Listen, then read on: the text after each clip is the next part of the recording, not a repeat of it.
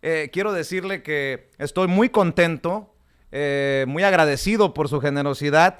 Nos acaba de contestar la llamada Antonio Helguera, uno de los más importantes caricaturistas moneros, desde mi perspectiva, es mi opinión, le duela a quien le duela, le pese a quien le pese, él se identifica y bueno, con el característico humor de Antonio Helguera en Twitter como propagandista del régimen autoritario que se vendió por unos criptochayotes. Le agradezco mucho que esté con nosotros en Sin Censura.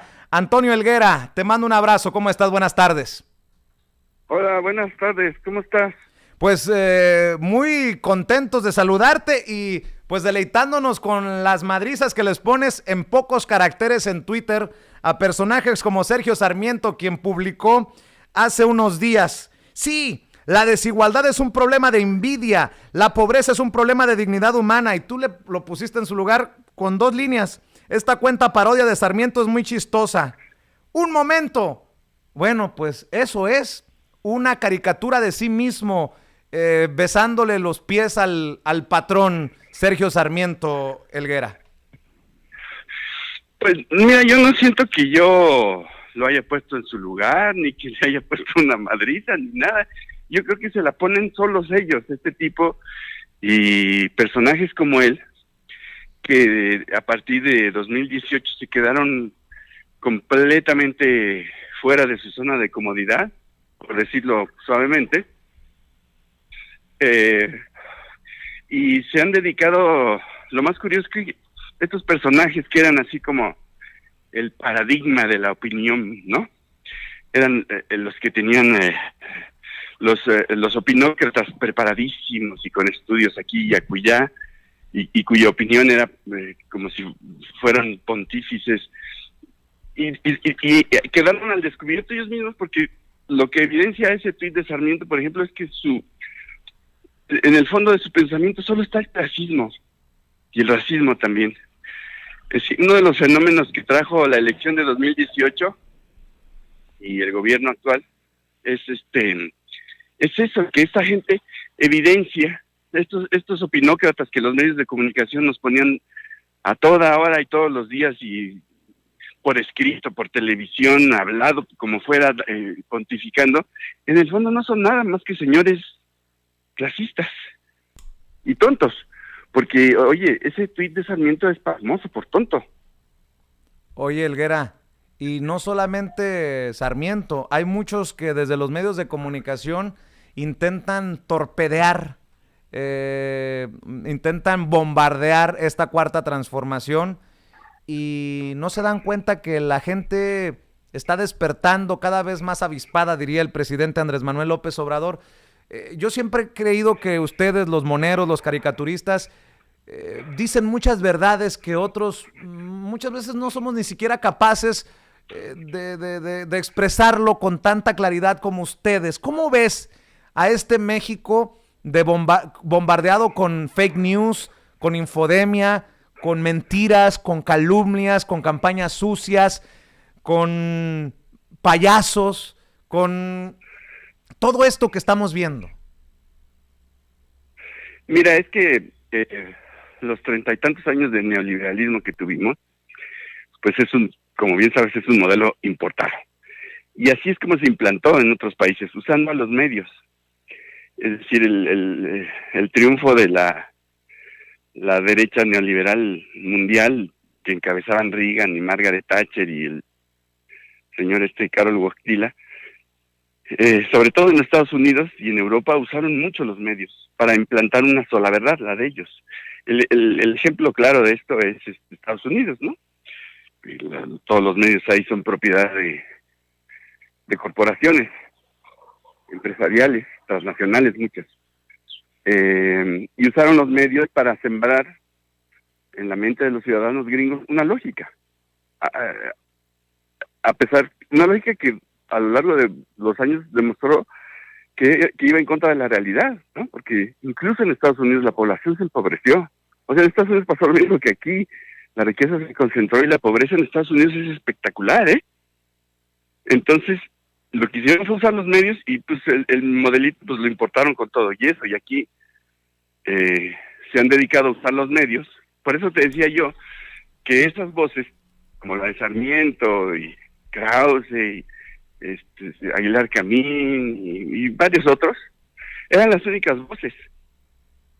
A los medios no tenía acceso a nadie más que ellos. Entonces, si tú abrías un periódico, había un artículo de uno no de uno, sino de varios de esos cuatro.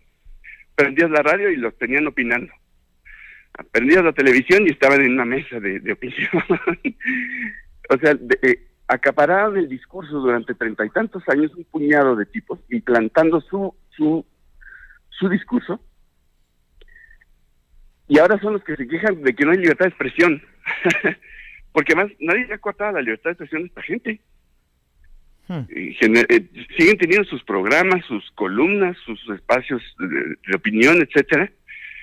Y entonces dicen que ahora no hay libertad de expresión, y les escandaliza que ahora haya otros medios y otras voces, como tú, como yo y como otros, que podemos ya hablar y expresar nuestro punto de vista, y además les molesta que el presidente les conteste y los ponga en su lugar.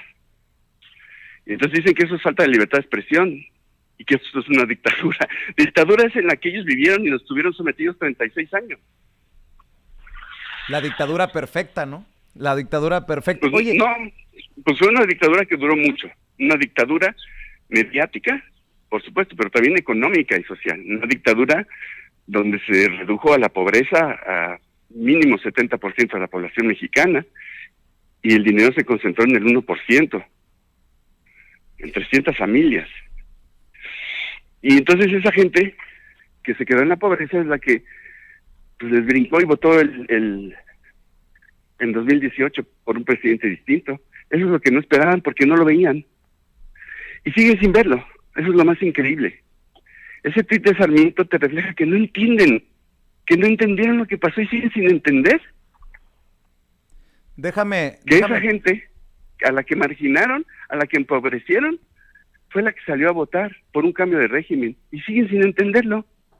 Y siguen creyendo que con el control de los medios, que con las fake news, que con la guerra mediática, van a recuperar el poder. Déjame preguntarte, dices que la gente votó por un presidente diferente. Yo estoy de acuerdo. En este momento histórico, ¿cómo calificas al presidente diferente? Si en determinado momento Andrés Manuel López Obrador es ese presidente diferente, ¿quién va a contar qué de López Obrador? Porque, digo, no lo bajan de comunista, no lo bajan de dictador, pero creo que está está poniendo la semillita de ese México que no puede regresar al mismo estiércol que nos dieron a la fuerza por tantos años. ¿Qué es el concepto? ¿Cuál es la imagen, la labor que está realizando desde tu perspectiva Andrés Manuel López Obrador? Pues mira, totalmente a contracorriente, porque tiene encima o en contra, pues para empezar, la pandemia, ¿no? Que definitivamente pues afectó. Tiene encima la guerra de los medios, que este filósofo México-argentino Fernando Buenabad no llama medios de comunicación, sino máquinas de guerra ideológica, ¿no? Que como quiera que sea, se afectan, pues al final, o sea, sí hacen a la gente titubear. A base de bombardear mentiras, la gente empieza a creer. Hay mucha gente que sí cree que la pandemia está mal manejada. Eso es falso. Hay gente que cree que el presidente está destruyendo la economía. Pues no, está destruyendo y no lo está destruyendo del todo, está modificando el esquema neoliberal de saqueo, pero no está destruyendo nada. En fin, se han inventado una serie de cosas que sí luego afectan y luego hacen a la gente dudar o creer que se están haciendo mal las cosas. Entonces yo lo veo con todo en contra, incluso contra su propio partido, porque luego Morena también es una máquina que es una maquinaria electoral que se quedó muy rezagada de lo que debía de ser. O sea, no es la representación del movimiento social que él encabeza o encabezó. Entonces tienen mucho en contra, pero aún así está logrando sacar adelante cosas que a mí me parecen muy bien. Es decir, ha subido el salario mínimo, por poner un ejemplo. Está obligando a pagar impuestos a las corporaciones y los empresarios que no pagaban un peso de impuestos, y por eso están furiosos, por supuesto, ¿no? Por mencionar algunas cosas, pues simplemente dos, pero hay muchas más.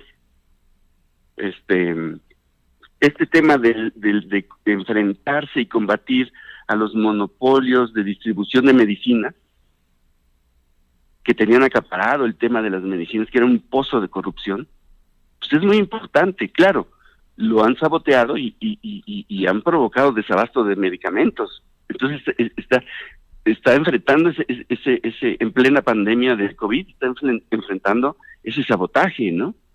Y claro, hacen campaña con eso, ¿no? Que los niños con cáncer no tienen medicamentos y que no sé qué. Hay una campaña feroz en contra del combate a los monopolios corruptos de la distribución de medicinas, ¿no? Pues claro, porque tienen dinero para financiar campañas sucias. En fin, ha hecho muchas cosas que a mí me parecen bien, pero todo es a contracorriente. Qué interesante el análisis de uno, insisto, desde mi perspectiva y sin que sea cebollazo para Antonio Helguera, uno de los mejores caricaturistas de México, uno de los moneros más influyentes de nuestro país. Le duela a quien le duela, le pese a quien le pese. Para cerrar, Antonio, y dejar abierta la invitación para que regreses y a ver si en la próxima nos podemos enlazar vía Skype. Te lo pido. ¿Dónde se puede deleitar la gente con tus reflexiones desde la caricatura, desde los monos? Bueno, dime. Bueno, gracias. Lamento no haberme podido comunicar por Skype. De hecho, estoy en la calle porque tenía otra cosa. En fin, ya lo haremos más formalmente, y te agradezco la invitación y tus palabras sobre mí. Pues mira, mi trabajo se ve en La Jornada, se ve en la revista Procesos. Yo tengo mi página, que es www.antoniohelguera.com. Participo en el programa Chamuco TV, que se puede ver en YouTube, en el canal 22, en el canal 11, en TV UNAM. Y pues ya. ¿Y en Twitter cómo te siguen? A Helguera. A Helguera. Bueno, pues te mando un abrazo, Antonio Helguera, y gracias por tu generosa respuesta para hablar sin pelos en la lengua con nuestra audiencia. No, yo te agradezco a ti, que estés muy bien y mucho gusto. Es un placer. Es Antonio Helguera, uno de los mejores caricaturistas de México, hablando sin censura en este espacio libre como el viento. Déjeme ir a la pausa comercial.